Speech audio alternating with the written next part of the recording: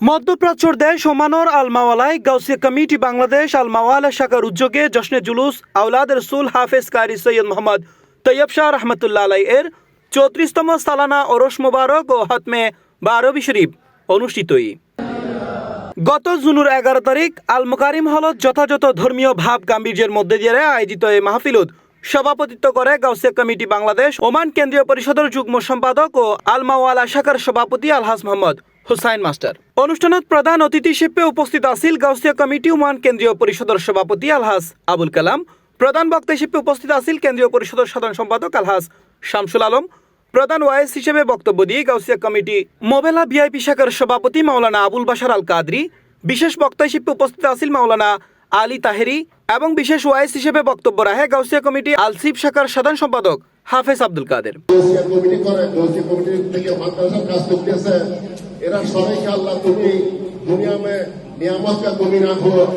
আমরা এসেছি আজ মোয়ালা শাখায় আয়োজন করেছে হযরত মোহাম্মদ তৈয়ব শাহ রহমতুল্লাহ আলাইহির ওরস মুবারক।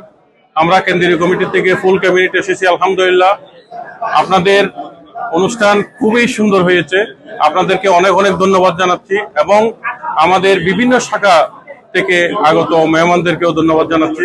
আজকের এই দিনে যারা আমাদের এখানে উপস্থিত হয়েছেন, যারা সকাল থেকে রাত পর্যন্ত আমাদেরকে সময় দিয়েছেন, আর্থিক আধা সময়ের মধ্যে যারা আরো সময় দিয়েছেন, তাদেরকে আমি আন্তরিকভাবে ধন্যবাদ জানাই। আজকে আমাদের হুজুর কেবলা তৈয়ব শাহ রহমতুল্লাহ আলাইহির 34তম সালানা ওরস মুবারক আমরা ইনশাআল্লাহ সুন্দরভাবে উদযাপন করতে পেরেছি বিধে আমরা নিজেকে গৌরবান্বিত মনে করছি। গাউসিয়া কমিটি বাংলাদেশ একটি আত্মমানবতার সংগঠন। সবার আমরা আমাদের ভাইদেরকে নিয়ে আমরা সুন্দরভাবে প্রোগ্রামটা স্বয়ংসম্পূর্ণভাবে করতে পেরেছি, এটা আনন্দিত। আগামীতে যেন আমরা এই প্রোগ্রাম এবং সুন্দর করে করতে পারি মতো সবার যেন আমরা ভাইদেরকে নিয়ে করতে পারি মতো যেন দ্বিধাবন্ধ না থাকে।